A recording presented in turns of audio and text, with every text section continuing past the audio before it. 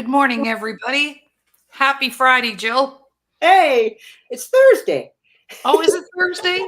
I'm one day ahead of myself. Oh, my goodness sakes. I had to check for a moment. Wait a second. I had a massage this morning. That's Thursday. That's right. Well, good morning, everyone, and welcome to the Today Show. And of course, it's Thursday because this is our specialized community day where we feature our specialized communities. And today, Jill and I are going to talk a little bit about why we want to support the communities that we represent and learn more about that work that we do. And using Thursdays, we have a whole string of veterans to interview, Jill. Yes. Our dear friend Stephen Beardwood sent us out a huge long list of people this week. So we'll be having lots and lots of guests on our Thursday show. We're streaming live right now on the Laurie Davis Facebook page, also on YouTube, Twitter, Instagram. Oh, it's just good. I think right now we're on 15 platforms. Yay. I know. Wonderful. And we're getting up to 25,000 viewers per episode of our show. And you're always here for the show. But when you're not on the air with me, I know you come and watch the shows on a regular basis. Between you and Kathy Bell, you keep us busy with your comments. So over to you, coming out of Edmonton, Alberta this morning. How's the weather up there and what's happening? How's your garden doing? Oh, well, we had a bit of a storm at supper time last night, and I was almost Mary Poppins. My umbrella, the wind picked up my brand new 11-foot umbrella, and I grabbed it, and it flew into the side of the house, and climbing up the pole, trying to pull out the cotter pin to collapse it. Oh my goodness. But it was a mad scramble. So my backyard is neat and tidy now because I just threw everything into the garage. Right. But it's getting there. I'm starting to, things are coming along. But the weather, it's been lovely this week. Nice and sunny and 26. And I'm getting a bit of a tan now, so I'm happy about that. Yeah. I love this time of year. Yeah, it's beautiful. That is correct. I don't know that we have any announcements today. Let me see. Well, we do have a couple of things coming up that I'd like to talk about. First of all, on September 6th, 7th, and 8th, we do an event every quarter called the Recovery and Performance Summit. And we feature 18 people who want to come on and share a recovery story. We've done 3 of them so far, Jill, and they've been very successful. And people love to hear the stories. And our speakers talk about a situation they've been in, and then they talk about how they get out of there, whether they went to counseling or they watched a podcast or they retreated or, whatever they did. And then the last 15 minutes, we allow people to promote who they are and what they're doing. And it's really powerful. And that's the 6th, 7th, and 8th. If you want to attend, it's $25 for the whole event. And for the $25, you can come and listen to one speaker, or you can come and listen to all the speakers, and every speaker gives away some kind of a gift. So we do draws at the end of each speaker, and it's really quite fun. And people think, well, that sounds kind of, maybe morbid or whatever, but it's not. It's really powerful and inspiring. I really enjoyed the first summit I attended was the most recent one, and I presented right. But the first day when I listened to Doug Smith and Leonard standing on the road, is that his name? Yes. Listening to their stories, they come from totally different walks of life, right? But both of their stories were relatable, absolutely, and very informative, very inspiring. So there's some wonderful people in the program. Yeah. So if you want a ticket or a seat for the 3 days, just call the doc, 780-909-8571, or you can text me. And also for this particular summit, Jay Stoyan, the founder of the Disability Channel, is going to be one of our speakers. And he has quite a fascinating recovery story as well. So that's coming up. And then shortly after that, we're going to do a fundraiser for our dear colleague, Virginia Clark, who goes in tomorrow for her surgery. She's has breast cancer, and she's just been really taking very good care of herself and doing all the right things. And we're hoping that tomorrow will take care of it, seal the deal, so to speak. And I'm going to be there with her all day tomorrow, so I'll be close at hand. And Oh, wonderful. a fundraiser for her when she gets home. Mm-hmm. Doug Smith and I are going to host a fundraiser, and we're going to do a 2-hour workshop called 10 Ways to Build Confident Children. Oh, wonderful. That's the one that Virginia chose. And, it's really our anti-bullying program. So Mm-hmm. that's $25, but that $25 goes directly to Virginia. And we get people to just e-transfer that to her directly. And then that's your ticket to the event. And we have a date for that? Yes, we do. It is, let me see. I believe the 22nd of September. Okay. We have a flyer and everything you can send out to people. I'll make sure you get one. Okay. All right. Here's our famous Kathy Bell. Good morning, Kathy. Morning, Kathy. So Jill and I are just so those are our two big announcements. We've got those two big events coming up. And do you have anything, to announce, or you're I'm good to go. You're good. Okay. All right. So today we thought we would just banter back and forth, and I'm going to start us off because we decided we would ask each other questions that would promote information that our audience may not know about us or may not know at all. Mm-hmm. So I'll start off because you're our in-house co-host veteran, and you're always here for us on Thursdays when we need you. So you were in the military 17 years. So based on your experience coming out of that, when did you get out of the military? And what kind of healing did you know or feel that you would need or needed? And is that something that's progressed as your retirement has expanded itself? So let's talk about what kind of healing do our veterans need when they get out of the service? Well, based on my own experience, I retired. I was medically released in 2000, and I was 34 years old. I had a lot of time on my hands before I went to and I decided to go to college for 2 years and take music, something that I had always had a passion for, but never had the confidence to pursue. And the military was a known environment for me because my father was military, and so that's the path I was on for a number of years. And so in my mid 30s, I all of a sudden had opportunities in front of me that I never expected. But with that comes a lot of anxiety, and there was no consistency. There's no support at the time. Once you're out, you're on your own. They do give you some guidance on the way out, with benefits. But unless you are under the umbrella of Veterans Affairs, most people are on their own to figure out what they want to do after their service. For me, it was an identity crisis. So what do you do when you meet people? What do you do? Oh, well, I was in the military. And it was all past tense, and now I'm not sure what it is I do or who I am, because you put on the uniform, it's got your name tag, you've got the Canada on your shoulders, and I was very proud to serve, and it was a bit stressful getting out of the military, and I wanted out at that point. I needed to move forward.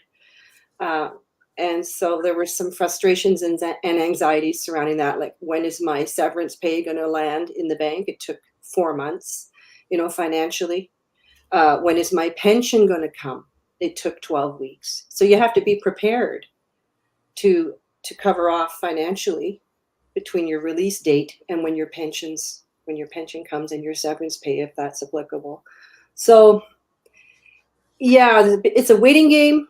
It's an anxious time, and Interestingly, a couple of years after I retired, I got hired on as a temporary admin in the release section at the Edmonton Garrison. I was releasing all of my buddies I worked with the infantry. Oh my. This is just the beginning of Afghanistan. So I remember one of the staff saying, "Jill, is there anybody you don't know?" Because all of a sudden, "Oh, hey, hi, how's it going? And what I wondered where you were and what you were doing." And working as a civilian in the military orderly room in the release section because they were Oh, overrun with administrative backlog. And so I was helping my friends move along with their lives. It was quite interesting how that happened. Um, but yeah, there's issues around mental health. A lot of people tend to disappear. There are some people who I helped release, who I served with in the PPCLI. I still wonder today if they're okay, mhm, and I can't find them. mhm. They've disappeared, Yes. and so this is why I got involved with veterans advocacy over time, Mhm, to help support people because they're my family. That's how I feel, and yeah, there are challenges with that, as with any family, and I've learned a lot. I've done research into what benefits are available for people and for those who need support administratively or need an advocate to make a phone call on their behalf. I do that now as a volunteer, and so I'm putting it out there. If any of you, if there's a veteran out there listening and you're needing some support with Veterans Affairs, please reach out to me through Facebook or through this platform. There is help out there if you need it. You just need to let people know. mhm. But yeah, it's very isolating because you're used to being part of a group, part of a team, and all of a sudden you're on your own, and it's kind of like in a no man's land when you get out of Mhm. the military. Hmm. Yeah, well, when we talk about, our specialized communities for Thursday, so it's our veteran community, our Indigenous community, our disabled community. And last Thursday, we had Hastings from Africa, and his community is like 450 kids that he and his wife look after. Wow. But I know, but one of the comments that a veteran made to me just recently was, uh, well, you alluded to it, it's your family, it's a lifestyle, it's a culture being in the military. It is. Hmm. And when you're out, wow, like that would be like a culture shock. You know how we talk about a culture shock? Right. And you go back and you visit your buddies at work one day and you're in civvies, they're in uniform. They're at work. They'll be like, "Hey, how's it going?" But then they're busy working and making a difference. And you're kind of on the sidelines watching, Mhm. saying, Mhm. "Oh, I used to be a part of that. And what am Yeah. I going to do now for the?" And many veterans, they retire young, like I did. Yes. And so you have a lot of time to Yeah. to Well, in our world, that would be considered a huge loss. So with any loss, there is a necessary time to grieve that loss. mhm, But here in our culture, in the Western culture, we don't even know how to properly grieve the death of a loved one. that's true. Right? Mhm, So job loss, career loss, all of that, those are all losses and they all need to be processed. mhm. So what is in place right now to help people process that huge loss as they move from the military culture to Civvy Street? Well, they have a transition unit now in the military where they didn't have before. So people Okay. who are so for the people who are being medically released, there's what they call the transition center on most bases, and you you are transferred from your regular unit to the transition unit, and they will help you with your administration and with your transition out of the military. They now have depart with dignity ceremonies Oh, for those nice. who want, like, you can decline it if you're not comfortable with it, but now there are depart with dignity ceremonies because of some feedback.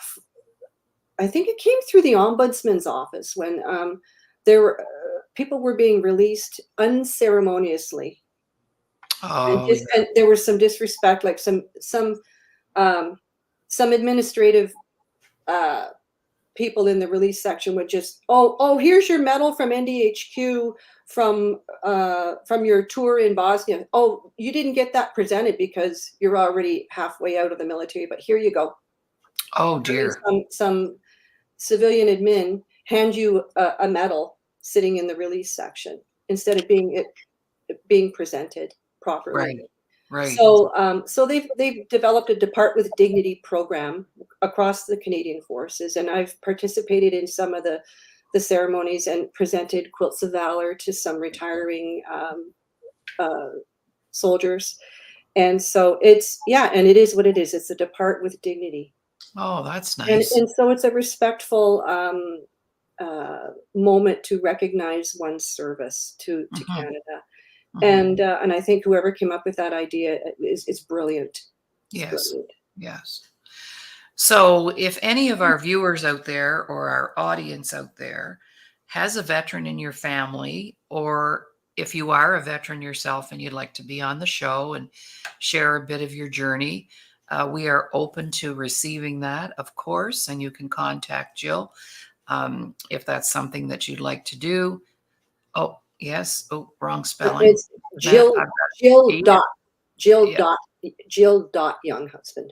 Okay. Jill dot Younghusband. Okay. Yeah. We'll fix that. We'll fix that. All right.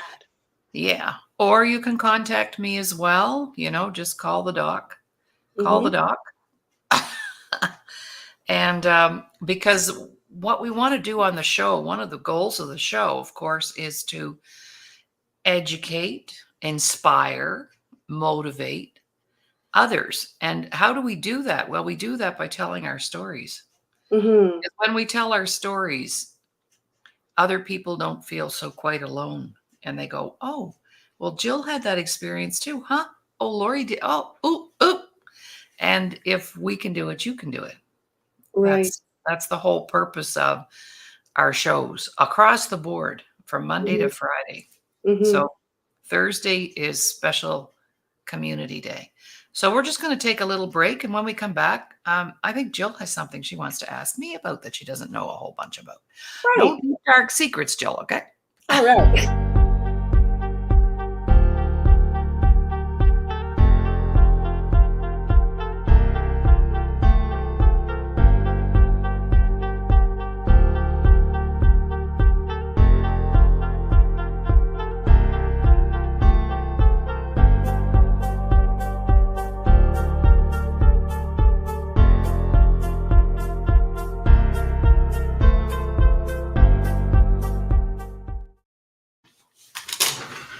Just grabbing something that I wanted to share.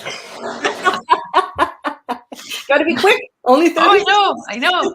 Well, welcome back, everyone. You're watching the Today Show here on the Disability Channel. My co-host today, Jill Younghusband, and we team up on Thursdays because Thursday is talking about our specialized communities, and I have quite a few stories about some special communities that I've worked in. So over to you, Jill. You wanted to know something? Yes. Now you've been an educator, facilitator, mentor for over 30 years. And I know you've mentioned you've worked with the Indigenous communities in Canada, and I know one group was down east in New Brunswick or Nova Scotia. So I'd like to know, how did you get involved and why, and share some of your stories regarding Mhm. these communities. Well, sure. I've always, even when I was a little kid, I was always sensitive to, if you would say, to marginalized communities or, kids in high school. Like if I knew one of my kid friends in high school there was nobody going to be home at supper time. Hmm. I'm the person that would say, well, come have supper with us. And I remember one time my dad said to my mom, where does she find these people? Because I was always dragging home the stray cats. So that's always been a part of who I am. And even when I was little, my grandmother would take me everywhere, funerals, baby showers. And she shared a story with me one time. She said, "You were only 5, and I wanted you to come with me to something because I always was able to go into a room and connect with the people who were sad or hurting. Mm. I don't know that it was an innate thing." And I guess at 5, I said to my grandmother, "Are they going to be serving refreshments?" And she thought refreshment was a very large word for a 5-year-old. But if there was food, I was gonna be there. So the First Nations experience began in 1998. Now, up until then, I had no contact with our Indigenous communities in Nova Scotia. That's where I'm from, the Mi'kmaq Nation. And I got a phone call from the health director in Big Cove, New Brunswick, which is now, they have their native name, Elsie Pugtuk. Oh. And my program, I had just written the first 10 workshops of the core empowerment workshop series. Only had 10 workshops. But somehow or other, she heard about me and she said, we've got some money from the Aboriginal Healing Foundation to use for some special training or workshops. And we want to do something different. We want to do something not the same old, same old. Would you come up and do a presentation for the professionals in the community with what it is that you do? Because I believe it has something to do with self-worth. Mm. And I said I would be delighted. So I went up and I did my presentation. Long story short, I procured a contract and I worked in the community for about 2.5 years. I would travel up every week. It was a 5-hour drive one way.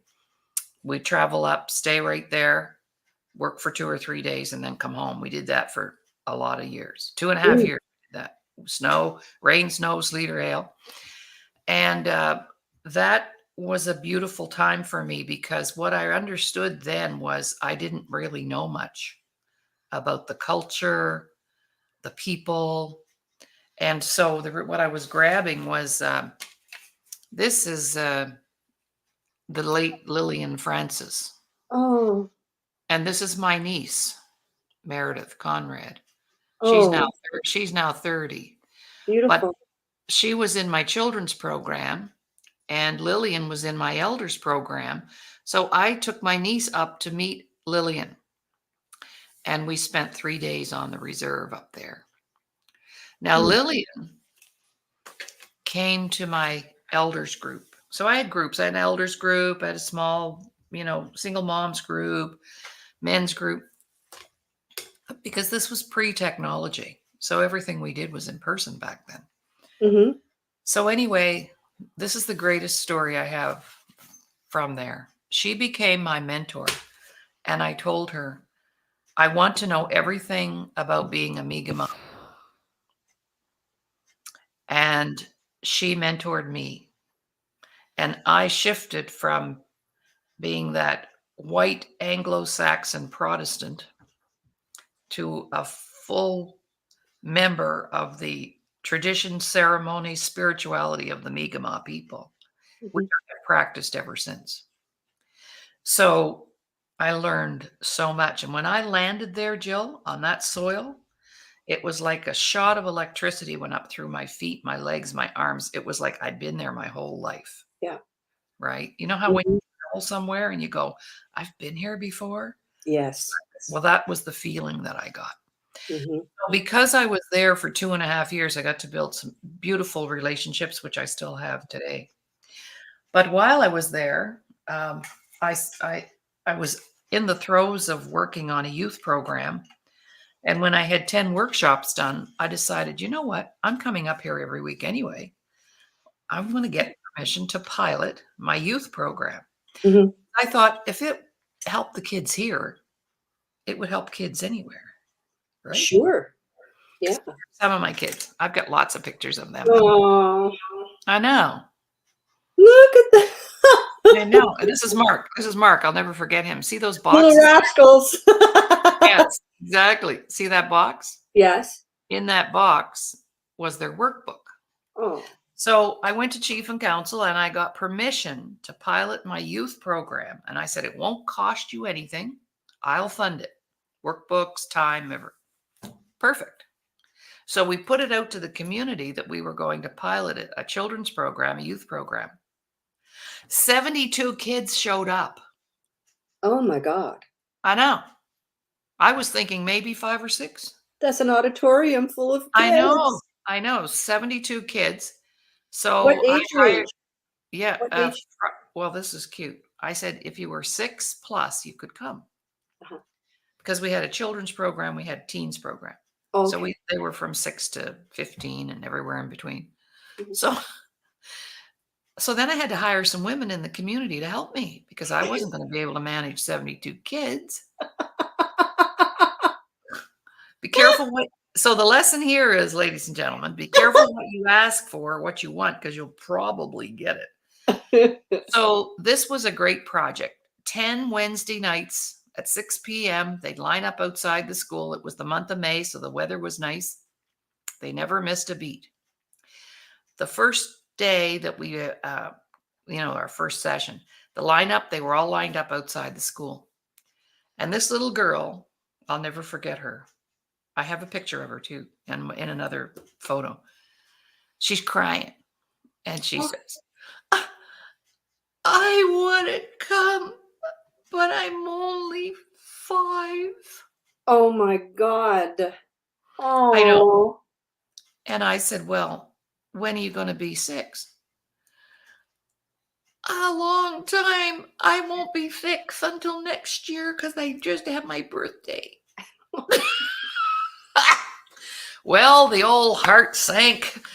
And I said, Oh. well, you know what? You showed up, you can come. Mhm. And she just jumped up and down, and she was Oh just my a little God. tiny person. And then I had another situation. We were lined up. This was my favorite part of what I did. I also did a radio show while I was there. Mhm. So I just fell in love with the community. I guess you might say that. And then I thought, wow, I really, really, really want to work in this culture. So um, I'll tell my one other story and then I'll talk about how that spread to other nations because now I've worked with all different kinds of nations, all the way, by the way, to Albuquerque, New Mexico with the Navajo people. Mm. So my, on and off reserve now since 1998, lots of projects. So, so we're lined up, and this woman comes on the playground, and she's really angry, and she said, "I'm looking for that Laurie Davis." And I went, "Oh, gee, what did I do now?" I was always getting into trouble. Mm. So she came up to me and she said, "I want to know what's in those boxes." Because we had the boxes specially made. The kids could decorate them. Their workbook is inside. And I told them they could keep their workbook for privacy. Private, it's yours. Mm. Because they were asking us things like, how do you spell sexual abuse? How do you spell alcohol? Because they were writing in their workbooks, you see, answering the question. So I said, well, you want to know what's in those boxes? I said, have you not seen? No, she said, they won't let me look in them. I said, okay. I said, well, what's in there is their workbook that they're working in when they come for their weekly workshop. Well, she said, I said, you seem very angry. Why are you angry? Well, she said, last year, I've got 3 little girls in the program here, and last year we bought them each a very expensive bicycle for Easter. And they take better care of those boxes than they take care of those bicycles. And that's ticking me off. Oh. See? And I said, well, you know what? Just be patient because their life is in that box. And when they finish, they will want to take care of those bicycles because Aha. that's what self-worth does to us. Because then they'll know they deserve those bicycles and they'll take care of them. Mhm. And she apologized to me and she said, thank you. I said, no problem. No problem. But you see, that's very normal for us to react to things that we don't feel comfortable with. So it was a beautiful experience. I made some terrific friends. I did a radio show the whole time I was there because they had a radio station, and when I realized that, I offered "Let's do a show, let's do a talk, let's do a call-in." So, a lot of history there, and back to Lillian, and I'll Mhm. I'll finish Mhm. with this, because from there, that whole piece of my business grew. I had a big retreat center in Nova Scotia, and we had, like, a revolving door. Because then they started coming down from the community, coming to retreats and staying over, and it was just a beautiful time in our business. So Lillian came to the elders group. So she came early one morning, and she was my mentor, remember? So she was teaching me about the culture. Mhm. And Mi'kmaq is their first language. They never lost their language. English is their second language. They always had their kids speaking the language as well. They had an immersion in the schools. So Lillian came, and one day she came early, and I said, "Lillian, could I ask you a question?" And she said, "Sure." I said, "Why are you coming to the group? Like, what are you going to learn? You're 82." "Oh, she said, "I will now teach you what is an elder. Oh, Time for this lesson." She always waited until I came up with a question, and then she'd teach me something. She said, "Today I teach you, Laurie, what is an elder, because you don't know. If you're asking me that, you don't know anything about being an elder." I said, well, she said, "I come to your workshop on Wednesday morning. Then I go home and I make 2 big pans of cookies. And I have a gallon of milk in the fridge. And my 14 grandchildren who are in the school here on the reserve have an appointment with me at 4 o'clock.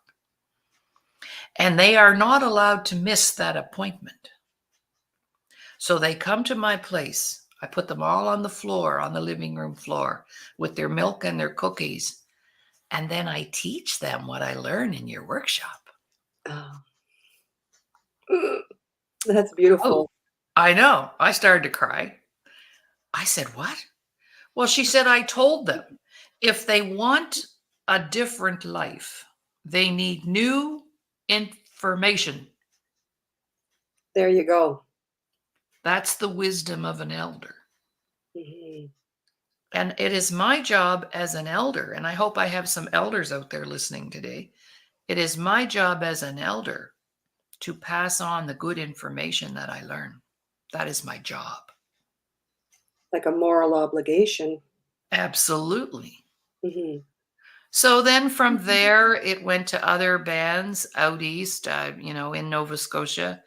And then it kind of all of a sudden there was an opportunity to come west, of course, to live. And then that hooked me into the Cree Nation, the Blackfoot Nation. And then was given an opportunity to work with the Native American Training Institute in Albuquerque, New Mexico. I made 3 trips to Albuquerque, New Mexico, and brought the message of self-worth to that nation. So yeah, it's been quite the experience, and a lot of years, a lot of people, and I still have clients that I'm working with right now today as we're speaking. Mhm. Oh, that's And it's wonderful. just the connection that I made back then. I really was rooted and grounded in the culture there. And so it gave me that ability to communicate effectively and support and serve the Indigenous community. Oh, that's beautiful. Thank you for sharing that story. That's wonderful. I mean, Mhm. what a when are you gonna write a book about it? I I have quite a mean, few books on the go, but that I'll do when I get when I'm not busy building the business still. And mhm. but it's been a real pleasure and honor to serve the community. And now, because of you and Stefan Beardwood, I'm in a position to help serve the veteran community, which I'm really heartfelt about, because my dad was a World War II veteran, and we grew up with the aftermath of his experiences that were Mhm, never treated properly. mhm. And You know, my dad was 75 before he had his first flashback. So he kept that under wraps all those years, which impacted how he was able to parent and be a good partner. And, you know, my mom and he made it to 67 years. So they made something work for sure. Mhm. But there was a lot of chaos in his, you know, in his heart, I know. So now to be able to work with the veteran community, I'm just like completely honored, just the same way. And I'm learning things from you because you're my mentor in this capacity right now, because you are a current veteran.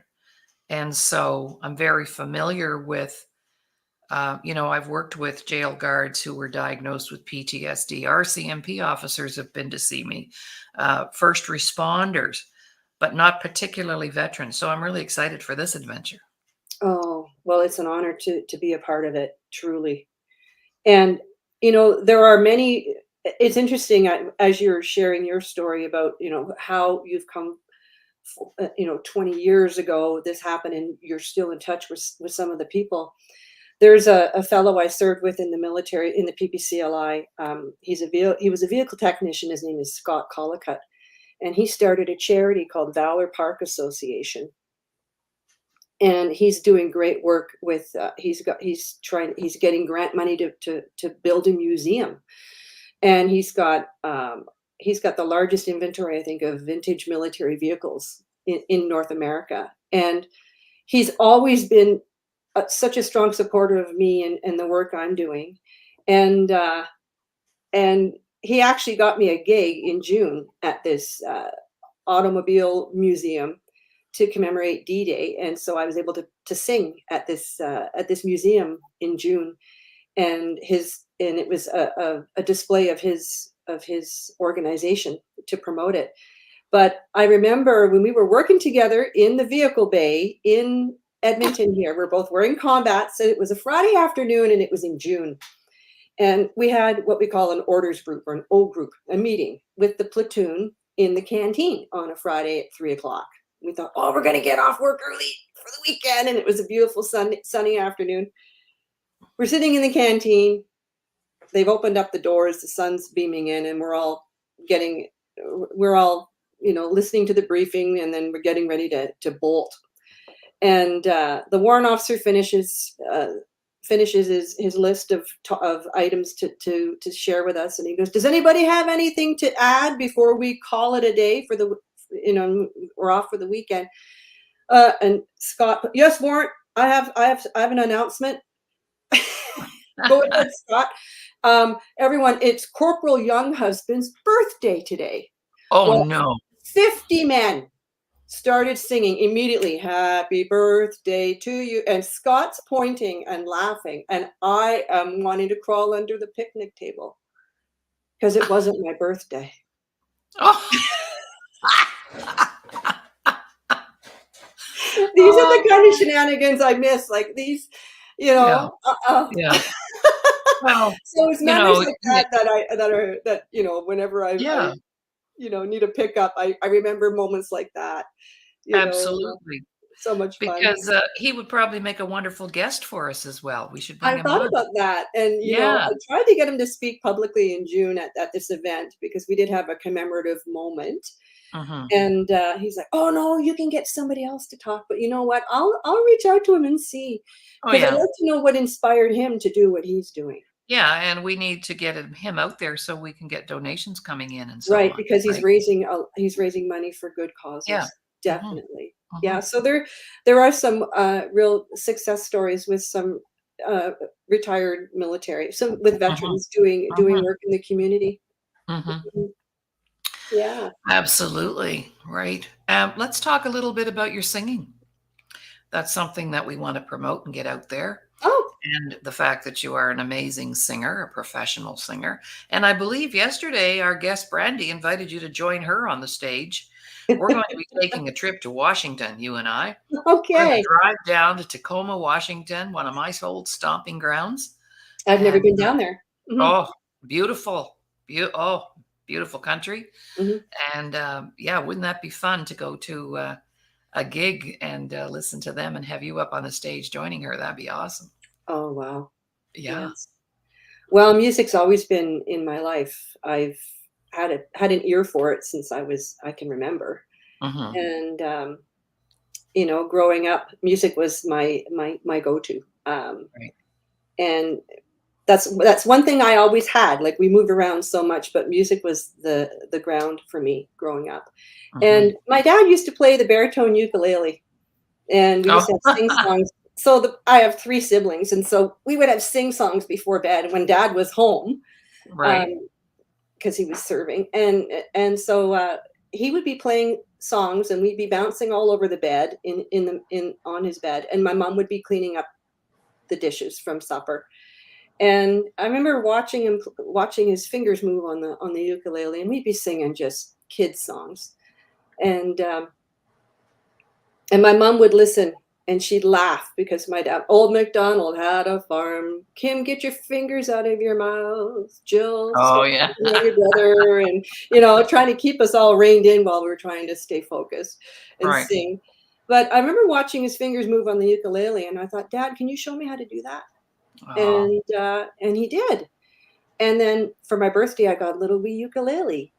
Aha. And then a little instruction book. Put your fingers where the dots are on the Mhm. diagram and strum away. And the rest is history. I just started learning songs.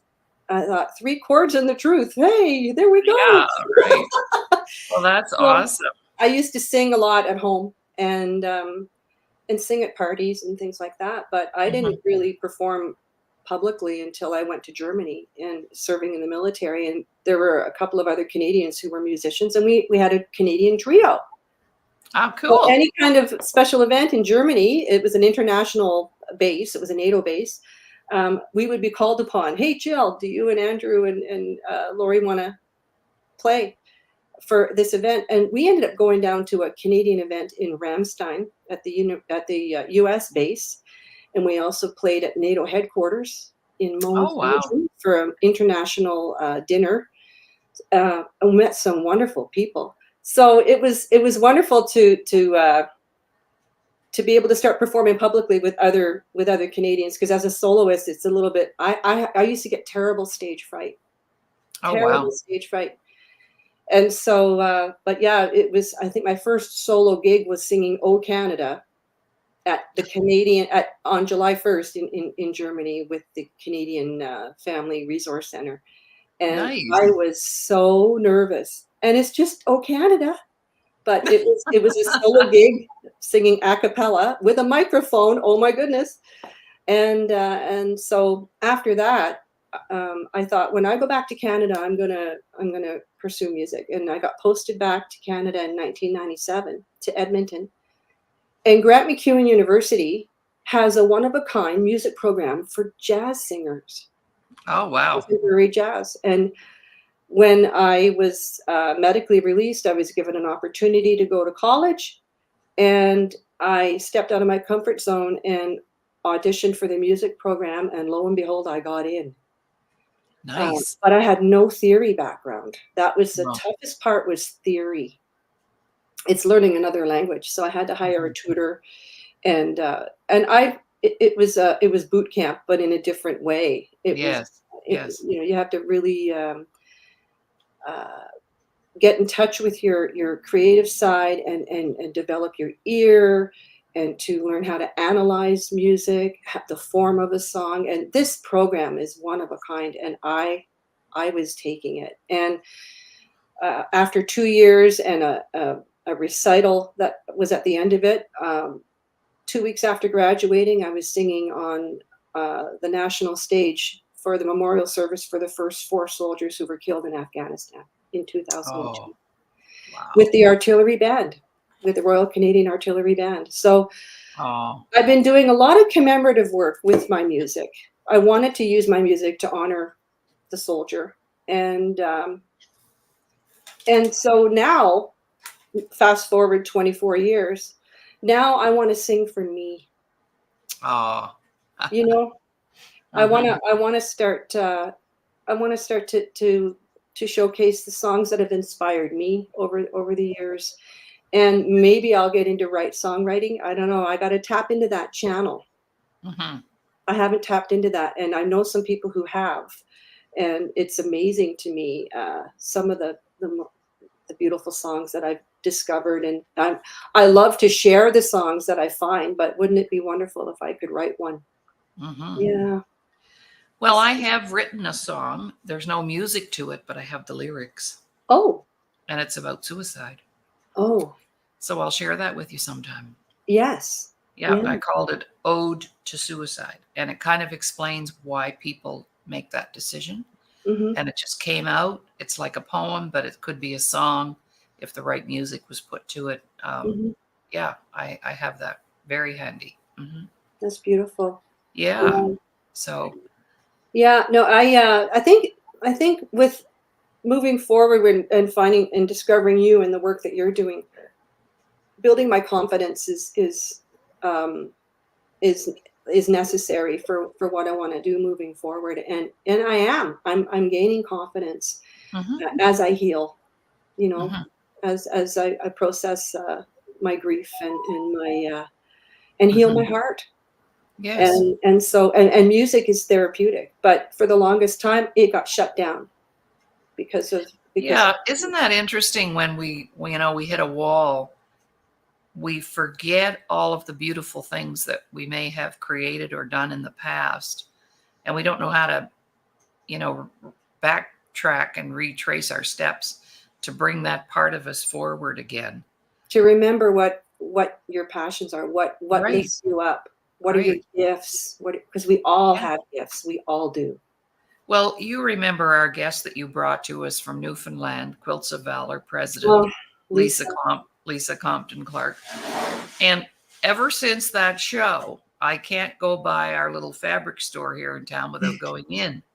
And I haven't been in a fabric store in years. And Mm, I know because I'm going to, I went on the website and I got some ideas. And so I think this winter I will be participating in some sewing, which I used to love to do. I used to make everything. I made all my own dresses, everything. wow. I had a sewing room in every home I ever had. Mhm, But, when you get busy and with other things, or like I said, when you hit the wall, mhm, we forget that we have things there that would bring us out of some of that dark place, those mhm, dark places where we've had to go. And we've all been there. There's nobody that escapes. So mhm, if you want to pretend you've had a perfect childhood and a great life, you're lying. mhm. And I'll call you out on that because I needed to call myself out on it first, though. Right. Well, denial, right? Oh, isn't it a great place? And denial. When I first moved out to the West from the East, it was a culture shock.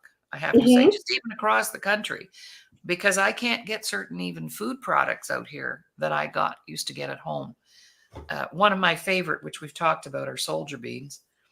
And to make baked beans, we always use what we call soldier beans. You can't get them out here. I've never heard of them. No. And our good friend Mark is going shopping today for some groceries, and he's going to have a look to see if he can find them Oh, for me. really? Yes. This is how friendly Great. we've become. We're now exchanging recipes. Um, so, but a girlfriend and I, we went out on a trip to visit my parents, and she brought 20 pounds of beans in her suitcase, and I brought 20 pounds in my suitcase. And then when Oh, my sister goes out, she brings some back. We're just always, but I've just used my last bag, so I might have to call my mom and see if she'll mail me some. oh my goodness. Yeah. So things like that, that we can find joy. And Lisa Horn came up with something at our last recovery summit. She was one of our speakers, and she's been with me for 10 years. And she decided she was in our book writing retreat, and she was having struggles with it. And then all of a sudden, one day, it hit her, and she said, what we really all need to do is just when things get a little tough, is have a glimmer." And I thought that was pretty brilliant. A glimmer. Oh, You know how I we like talk that about a word. glimmer of hope? Mhm. And I think that'll be her book. It'll be called Glimmer. Oh, And we can always find that little glimmer of hope, right? mhm. That little glimmer. Yes. Over to you. All right.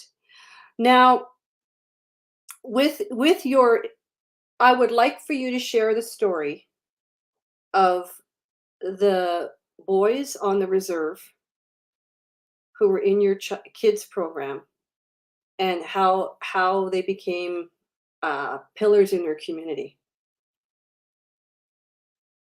Oh, you're muted, I think now. There we go.